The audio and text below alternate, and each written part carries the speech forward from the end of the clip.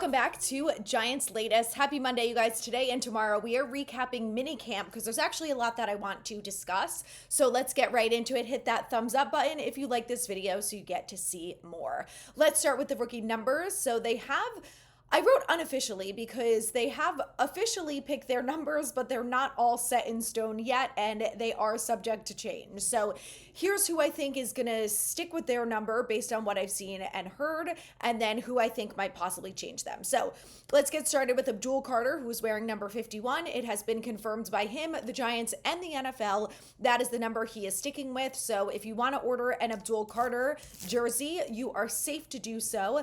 From what I saw in NFL Shop, it says that once the number is confirmed, it will ship within 2 to 4 weeks. So you are good to purchase an Abdul Carter jersey if you would like one.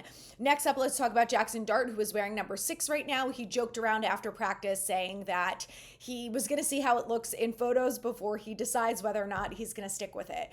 In my opinion, I would prefer to see him wear something other than 6. I'm just not sold on it yet. I don't know. It's just not doing it for me. So I'd like to see him wear 12. I think that's a good option. I also really want to see Tay Banks take a 2-digit number, and I'd like to see Dart in 2. But he switched from 3 to 2, so Russell Wilson could have 3, so I don't see him switching again this season, but you never know. I would not buy a Jackson Dart jersey just yet because I do think he is going to change out of 6. But I also am not sure that if you buy it, like they're probably going to wait until the number is officially confirmed anyway. So up to you. Darius Alexander is wearing 91. He said that he does know the history of the number. I think that he's probably going to stick with it, and I don't see him changing it. Next up is Cam Skattebo, who's wearing 44, who also is wearing a historic number from Ahmad Bradshaw. If I were him, I'd stick with it. I think it's perfect for him. Great choice. I think that he also fits the mold of someone who is wearing that number like Bradshaw did. So I love it for him. Hope he sticks with it. Marcus Bowe is wearing 71. I don't see him switching out of that. I think that's a fine number for him. Fidoni is wearing 86. I also don't think that he's going to change out of that. Darius Slayton switched from 86 to 81, so I think he'll probably stick with 86, and I think it's fine with him.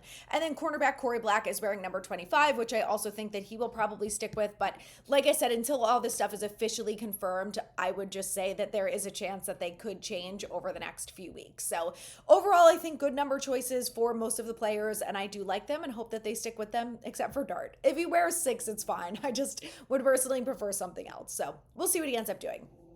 All right, let's talk about some of the highlights and things that we saw and heard at minicamp, because actually we got some good tidbits from the rookies in their press conferences. So we're going to talk about that tomorrow, but I just want to talk about some overall things that I heard and from what I saw on social media. So from what I saw overall is that it looks like things went good. And basically when Dable talked about it, he said that, it's really the end of phase 1, that their biggest focus in minicamp is just getting to know the players, that, when they come from college, you really only get limited experience with them in the combine, in the top 30 visits. And, those things are all times. Like, they don't just get to sit and spend hours and hours with these players and really dive into who they are and where they came from and all that sort of stuff. So he said that this is really the beginning of that. You get to observe their personalities, see how they work in teams, see how they all work together, that's really the big focus, and just kind of getting them up to speed on things. They're obviously very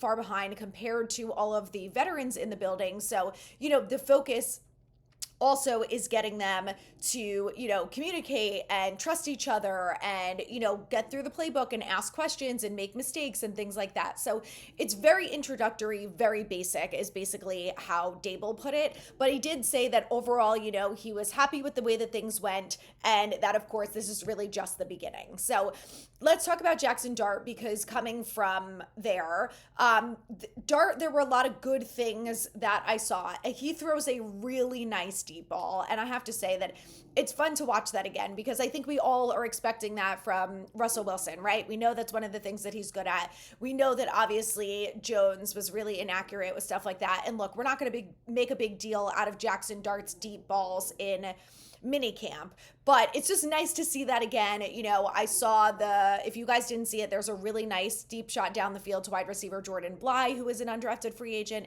and he made a great catch. And then there was also a really nice touchdown catch from Daquan Felton, who showed good separation and things like that. So we're going to get into the more of the nitty gritty of this tomorrow, but I just wanted to give an overall feeling and talk through, mini camp as a whole. So Jackson Dart talked a lot about leadership, and Dable talked a lot about leadership in regards to Dart, saying that, you really get to see those leadership qualities stand out in these type of instances. So a perfect example of that is that after camp was over, as they're getting on the bus and, they're headed back to wherever the players are staying, Dart was meeting with as many players on the offense as he could, and he was going through things with them. So they were going through the plays and the playbook, and, if anyone had questions, whatever, bouncing ideas off of each other. So I think that's a perfect example that really showcases his leadership capabilities. And, when Dable was asked about that, he basically was like, he's the quarterback. That's what he's supposed to be doing. So, Dable is still Dable. He's not giving him all this endless credit for doing, in Dable's mind, what a quarterback should be doing. He should know what other players are doing on the field. He should be answering questions if wide receivers don't know where to go or the offensive linemen don't know where to line up.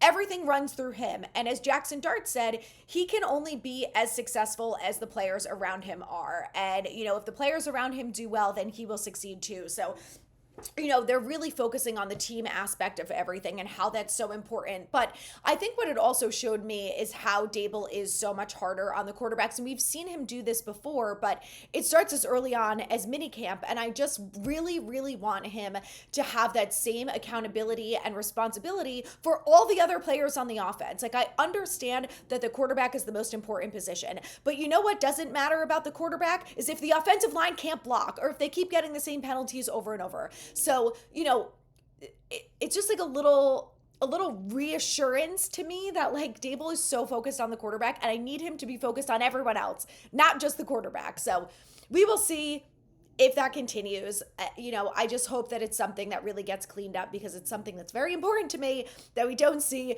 a million penalties this year. And like I said, it's introductory rookie minicamp, so there's not that much to take out of it. But something else that I want to talk about before we get into Dable being as happy as he is that Mike Kafka was actually calling the plays on the walkie-talkie. Now, keep in mind, it's rookie minicamp, it's May. A lot of things are subject to change from now until September on opening weekend. But what I will say is the fact that it went back to Kafka, where last year it was between Kafka and Dable during the summer and preseason. And Dable said that they weren't going to make a decision. I think they didn't decide until before the season started, or like midway through preseason. So I think this year will be the same thing. They will test things out. Both of them will call the plays, and they will make the final decision, I don't know, hopefully by preseason, so they can get it sorted out and not have hiccups on week 4, right? Would like to see that taken care of and prevented.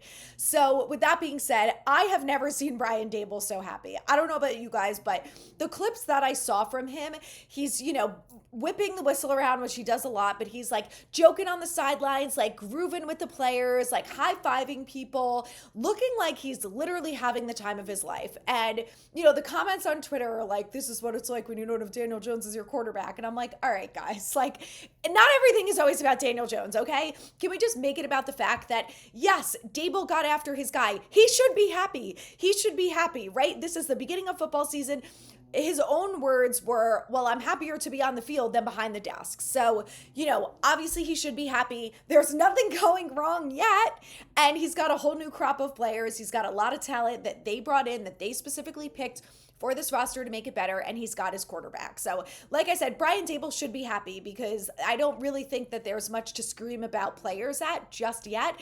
We will see that in person for those of you who go to training camp, or we will see it on the sidelines during preseason. And I'm sure throughout this regular season that Dable is not always Mr. Happy, and we will all get examples of that very soon. Don't you worry.